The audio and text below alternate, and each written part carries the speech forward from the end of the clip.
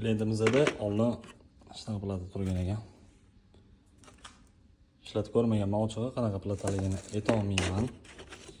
Displeylarni piksellari mana shunaqa holatda bo'lgan. Platadan muammo bo'lib kuyib qolib, xullas alishtirishimizga to'g'ri keldi knopkalari.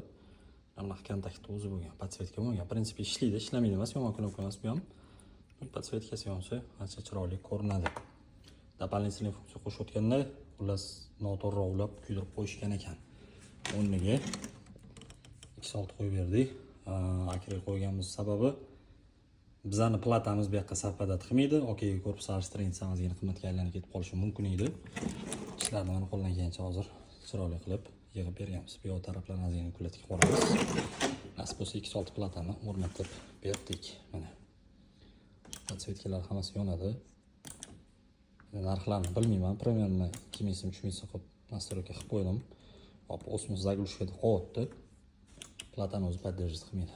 Xudo xolasa hamma funksiyalar cho'kib ishlab turibdi. 5 ta funksiya, 6-inchisi pauza bo'lib ishlaydigan platamiz.